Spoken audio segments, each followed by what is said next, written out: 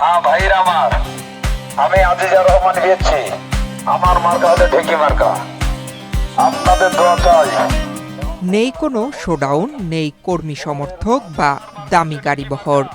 পুরনো একটি বাইসাইকেল আর একটি হ্যান্ড মাইকই তার প্রচারণার একমাত্র সঙ্গী।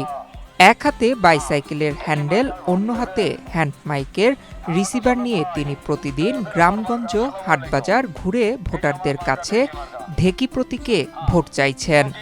রাত দিন একাই মাঠে নেমে সাধারণ মানুষের সঙ্গে সরাসরি কথা বলছেন এই প্রার্থী। স্যান্ডেলিনা সো, রূপচর্চায় আভিজাত্য। আমি আপনাদের কাছে ঋণী। ত্রয়োদশ জাতীয় সংসদ নির্বাচনে গাইবান্ধা ৩ সাদুল্লাপুর পলাশবাড়ী আসনে ব্যতিক্রমী প্রচার চালাচ্ছেন স্বতন্ত্র এমপি প্রার্থী মোহাম্মদ আজিজার রহমান বিএসসি। নির্বাচনে ঢেকি প্রতীকে স্বতন্ত্র প্রার্থী হয়ে ভ্যাবিওয়েট প্রার্থীদের সঙ্গে প্রতিদ্বন্দ্বিতা করছেন তিনি। কেউ হয়তো টিটকারি তুচ্ছতা ছিল করে এমনও আছে, কিন্তু বুঝতে হবে যে এর উদ্দেশ্যটা কি। উদ্দেশ্য সংসদে যাওয়া। সংসদে গেলে ওই মানুষগুলোরই কাজ করব, কিন্তু যারা আমাকে তুচ্ছতা ছিল করে যাচ্ছেন তাদেরও করব, যারা আন্তরিকতা নিয়ে আমাকে সমর্থন করে যাচ্ছে, উৎসাহিত অনুপ্রাণিত করছেন, তাদেরকেও আমি সবারই কাজ করব। আমি দলমত নির্বিশেষে কাউকে আলাদা করে দেখবো না। তবে একটা কথা আমি বলতে চাই যে আমাদের কৃষি প্রধান দেশ, কৃষির দিক দিয়ে, তারপর স্বাস্থ্যগত দিক দিয়ে আছে, এবং আমাদের সবচেয়ে বেকারত্ব জরাজীর্ণ। যখনই একটা মানুষ কর্ম থাকে না, তখন অপকর্মে লিপ্ত হয়। সেই মানুষগুলোর জন্য, বেকারদের জন্য কর্মসংস্থান সৃষ্টি করো, তো তাদের যদি আমরা কর্ম তৈরি করতে পারি, সেই মানুষগুলো কর্মে যখন নিযুক্ত থাকবে, তখন অপকর্ম হবে না, তখনই আমরা সমাজে শান্তিপূর্ণ বসবাস করতে পারবো। আজিজার রহমানের নির্বাচনী প্রচারণার জন্য কোনো কর্মী বাহিনী না থাকায় একাকী পথসভা ও সাধারণ ভোটারদের সঙ্গে যোগাযোগ অব্যাহত রেখেছেন। এভাবে প্রতিদিন বাইসাইকেল আর হ্যান্ড মাইক গলায় বেঁধে জনসংযোগে মাঠ চষে বেড়াচ্ছেন তিনি।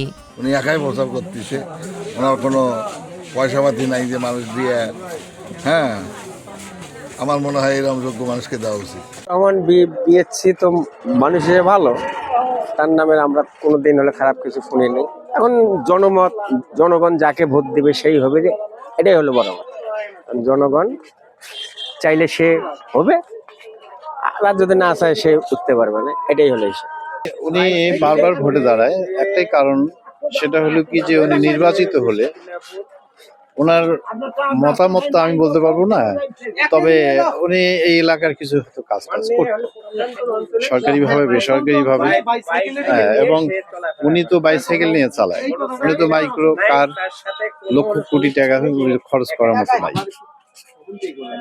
আর ওনার মুখেই তো শুনলাম, এখানেই শুনলাম যে 5 বিঘা জমি, সে 5 বিঘা জমি বন্ধক রেখে দিচ্ছে, দিয়ে লাগছে যে 10 দেশের কিছু কাজ করার জন্য।